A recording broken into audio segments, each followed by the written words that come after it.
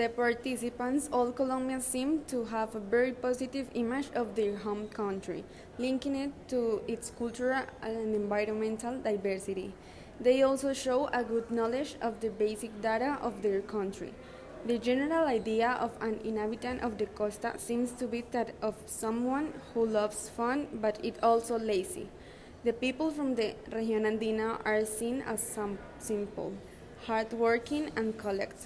The participants were also asked what they thought people from other regions thought of them, and most answers were between the lines of kind and angry, even though the participants were not from the same regions. Most participants thought Cundinamarca and Antioquia hold them the most opportunities, and the Chocó and La Guajira hold them less. Finally, the main types of discrimination identified in the survey were racial and gender discrimination. From this, it can be inferred that Colombians have a general good image of their own country, but that they understand its flaws, such as discrimination. In addition, there seems to be a common idea of the Región Andina as better off economically, and with a more sophisticated and cold population probably coming from this economic situation. On the same note, areas closer to the sea are regarded as more poor and carefree, which shows an implicit correlation between work and boring attitude.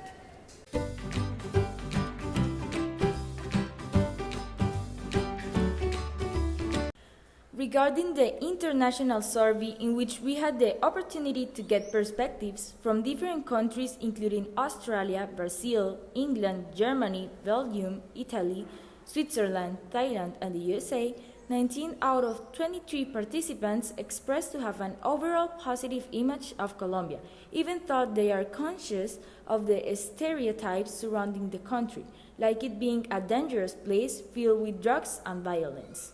Most of the participants linked the country with a happy and nice inhabitants, followed by a place with a lot of biodiversity and a country whose economy is based on coffee. About famous Colombians they know of, most of the answers were Pablo Escobar and some singers, Shakira standing out.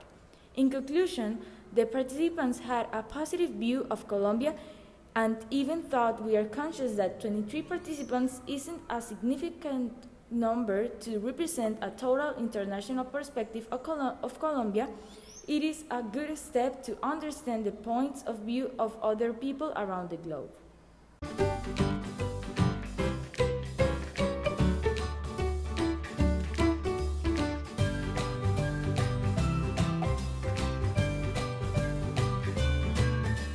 He recognizes that Colombia deals with violence, robbery, and drugs. However, he states that those kinds of problems can be seen in any other country, and not only in Colombia. Also, the image of the country being a drug user and a place where there is a conflict that has existed for more than 5 decades and hasn't had a solution is misunderstood and wrongly represented by series and movies that reproduce an image of Colombia internationally that he thinks doesn't show the reality of the country. This also applies to the positive stereotypes that are diffused in order to hide a negative situation, such as saying that Colombia is one of the happiest countries in the world, where there are serious problems of poverty and inequality in it. Having those kinds of labels can bring consequences to the country, such as a possible bad image of Colombians when they are abroad or economically speaking, and the stereotypes may keep foreigners from investing in the country, as well as generate a decline in tourism and resulting in economic losses. Additionally, stereotypes are also present in the inside of the country, creating similar problems internally. This is because of the lack of a common international identity due to regionalism. The consequences can be seen, for example, in the distribution of laboral opportunities, and while he thinks these stereotypes don't cause problems internationally, they do nationally. Finally, the solution he believes to be suitable for the country involves the continuation of the fight against drugs. As well, he proposes that Colombians should change the way they see their city or region and think beyond their personal circles in order to acquire an identity as part of an unified country.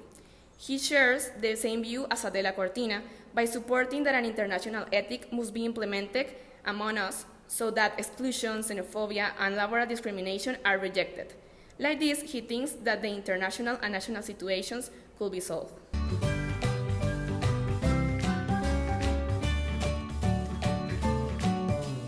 He recognizes that Colombia is a very dangerous country and ties it with the violent colonial past and the long-lasting armed conflict, with these two situations being the cause. Additionally, he blames the lack of state action on allowing the needs of the population to be ignored, making them have to do illegal activities to support themselves. On the same note, he says that the justice system and the state is lacking in providing a solution to the insecurity. He says that the main stereotypes affecting Colombians in the exterior are narco-traffic, the guerrillas, and violence, but that this situation is decreasing while still present. He says that the regional stereotypes are not necessarily representative of each region, but that they do have an inspiration on reality.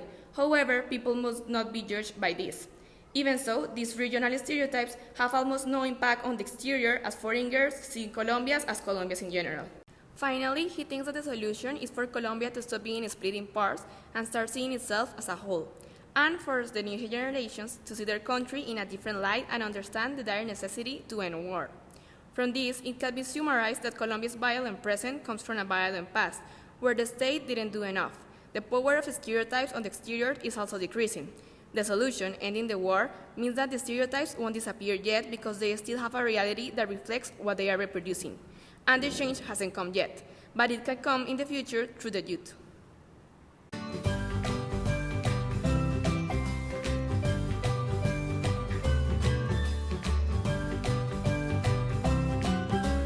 Research on the web showed that the presence of narcos, guerrillas, beautiful women, Mexican food like lack of modernity, danger, football, drugs, Shakira, the Caribbean, and salsa are believed to be the most repeated stereotypes directly at this country, and that is partially because of the reproduction in the media. Additionally, these results match with the survey's results.